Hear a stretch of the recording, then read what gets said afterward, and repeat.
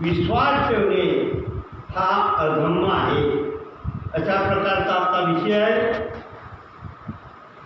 ब्राह्मणी धर्म यज्ञावर आलेला होता. काही यज्ञांना नित्य यज्ञ म्हणत, काहींना नैमित्तिक नित्य यज्ञ हे अनिवार्य कर्तव्य होते आणि त्यापासून फळ मिळो किंवा न मिळो ते करणे आवश्यक होते. तशा प्रकारे भगवान तथागतांनी त्यांचे विचार मांडले की जो हा ब्राह्मणी धर्म आहे, जो या पंड्यांचा धर्म आहे, हा धर्म यज्ञ यागावर आधारित होता. यज्ञ करायचे, होम करायचे, हवन करायचे, याच्यावर हा धर्म आधारित होता. त्यांच्याकडे हेच कार्य होतं, हेच काम होतं, यज्ञ करणे, होम करणे, हवन करणे. तर अशा प्रकारे त्याच्यामध्ये काही जे यज्ञ होते त्या यज्ञांना नित्य यज्ञ म्हणजे नित्य चालणारा, नेहमी करण्यात येणारा, त्याला नित्य यज्ञ म्हणत असत. आणि काही जे यज्ञ होते त्याला नैमित्तिक यज्ञ म्हणत असत. नैमित्तिक म्हणजे काही कारणास्तव करण्यात येणार आहे. काही कारण असलं तर त्या यज्ञाची त्या यज्ञाला करण्यात येते. अशा प्रकारे नैमित्तिक यज्ञ. आणि याच्यानंतर जे नित्य यज्ञ हे अनिवार्य कर्तव्य, नित्य यज्ञ करणे हे त्या लोकांचं अनिवार्य कर्तव्य होतं. आणि त्यापासून जे काही फळ मिळेल, त्यापासून फळ मिळो किंवा न मिळो ते करणं त्यांच्यासाठी आवश्यकच होतं. नैमित्तिक यज्ञ याजक संसारिकांच्या आणि इच्छा पूर्तीसाठी केले जात. ब्राह्मणी यज्ञात सुरापान, पशु बलिदान आणि स्वच्छंद आचरण घडत असे तरी सुद्धा हे यज्ञ धार्मिक कृत्ये समजली जातात. तशा प्रकारे त्या काळामधील जे या ब्राह्मणांच्या हातून जे यज्ञ केले जात आणि जे नैमित्तिक यज्ञ होते, काही कारणास्तव करण्यात येणारे जे यज्ञ होते, त्या यज्ञामध्ये संसारिकाच्या जे आपण जे तुमचे इतर लोक जे संसारिक आहेत त्यांच्या काही इच्छापूर्तीसाठी, त्यांच्या इच्छेची पूर्तता होण्यासाठी, त्यांची इच्छेची पूर्तता व्हावी म्हणून ते यज्ञ म्हणजे नैमित्तिक यज्ञ करण्यात येत असत. आणि त्यानंतर जे ब्राह्मणी यज्ञ जे होते त्या ब्राह्मणी यज्ञामध्ये सुरापान म्हणजे दारू मादक नसलेल्या पदार्थाचं सेवन करणे, पशूचं बलिदान देणे, त्या यज्ञामध्ये गाई, म्हशी, रेडे, बकऱ्या, मेंढ्या यांना त्यामध्ये त्यांना जाळण्यात येत होतं, पडण्यात येत होतं, त्यांचं बलिदान देण्यात येत होतं. आणि स्वच्छंद म्हणजे जे स्वतःचे छंद आहे त्याच्यामध्ये त्या छंदाची पूर्तता करण्यात येत होती. तशा प्रकारचं आचरण त्या ब्राह्मणी यज्ञामध्ये करण्यात येत असे. आणि अशा प्रकारे हे जे यज्ञ सांगितलेले आहे त्या यज्ञाचं, त्याच यज्ञांना हे फार धार्मिक कृत्य आहे बा, आपण फार कुशल कर्म करत आहोत, चांगल्या प्रकारचं कर्म करत आहोत, या यज्ञामुळे आपल्याला सुख शांती समाधानाची प्राप्ती होते, अशा प्रकारे त्यावेळेला समजण्यात येत होतं. असा यज्ञावर आधारलेल्या धर्माला भगवान बुद्धाने मान्यता दिली नाही. तशा प्रकारचे जे यज्ञ होते, जे यज्ञ केल्या जात होते, त्या यज्ञावर भगवान तथागतांनी त्या यज्ञाला अजिबात मान्यता दिलेली नव्हती. की जे धर्म त्या यज्ञावर आधारित होते ते भगवान बुद्धाला अजिबात मान्य नव्हतं. जे अनेक ब्राह्मण भगवान बुद्धाजवळ यज्ञ हा धर्माचे अंग नव्हे या त्यांच्या मताबद्दल वाद घालण्यासाठी जात, त्यांना भगवान बुद्धाने आपल्या मताची आधारभूत कारणे सांगितली.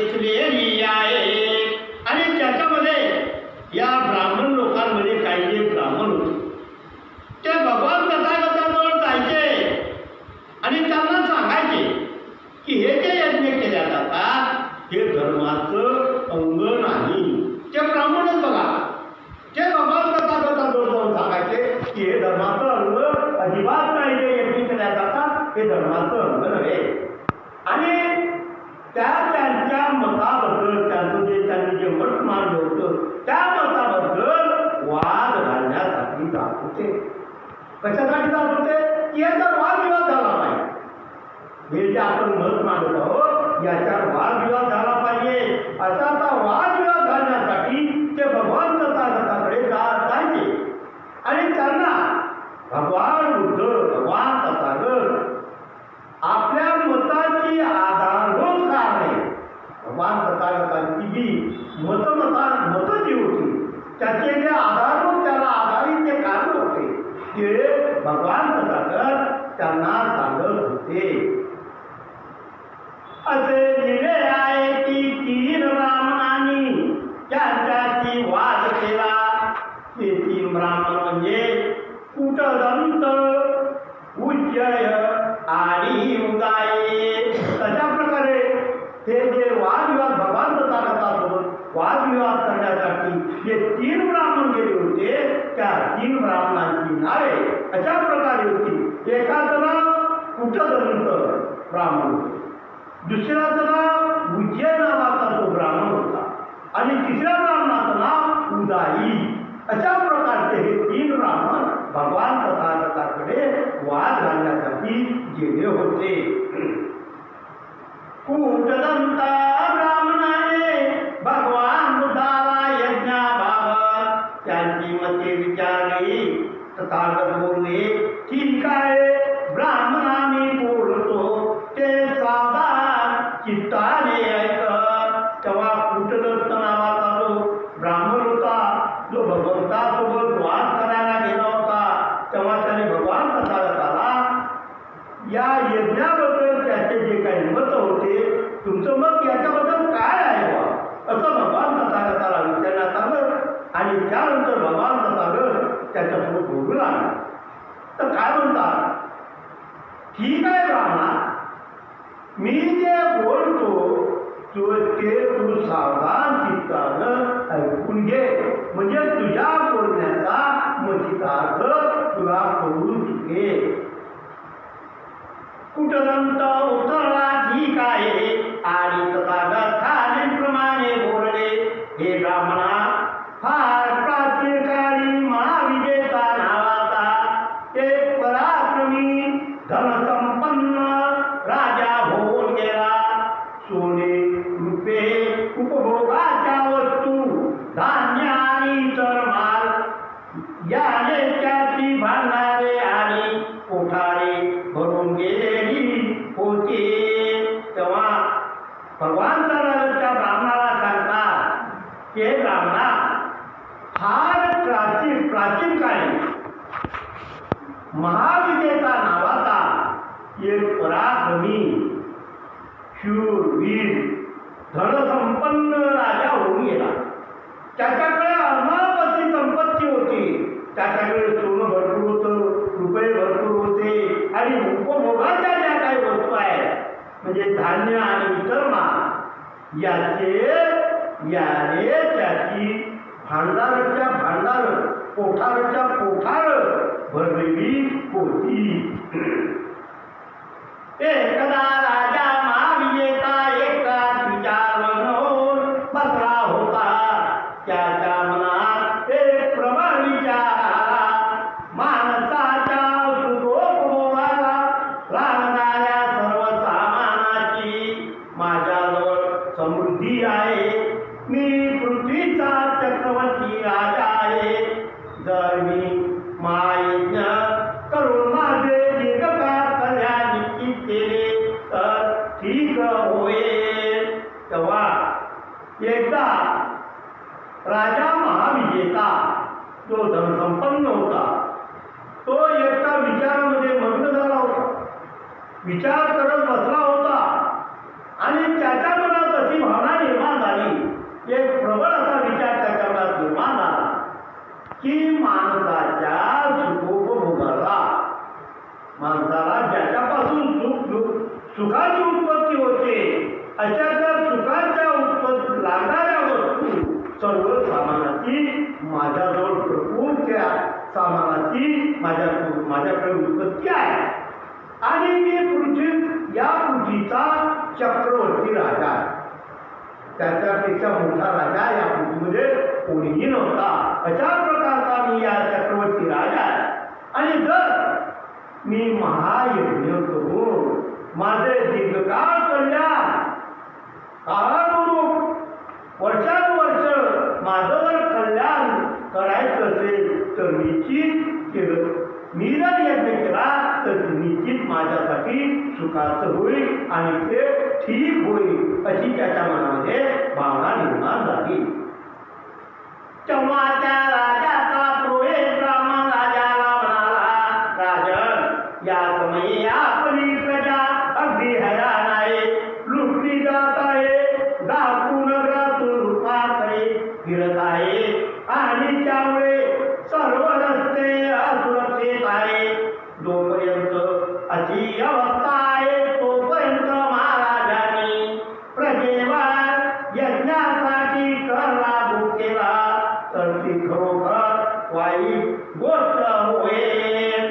तेव्हा त्या राजाकडे त्या राजाचा जो पुरोहित ब्राह्मण होता तो राजाला म्हणू लागला की हे राजा, आता या वेळेला आपली प्रजा अगदी हैराण, आपल्या राज्यातली प्रजा खूप हैराण झालेली आहे.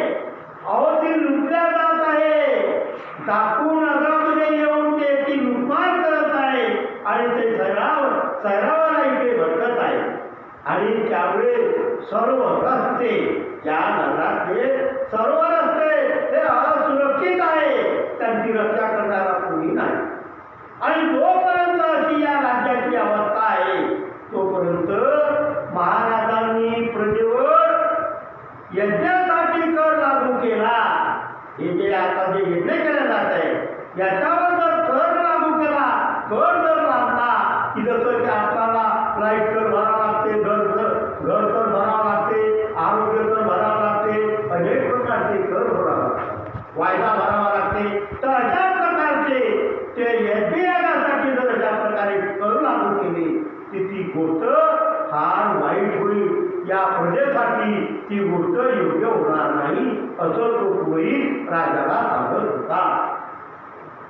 परंतु महाराजांनी जसा विचार केला की मी तात्काळ या दुष्ट लोकांच्या सर्व कारवाया थांबवेन, त्यांना पकडून हद्दपार करेन, त्यांना दंड करेन, त्यांना शिक्षा करेन, त्यांना देहांत शासन करेन. तयारीने या लोकांच्या स्वराज्या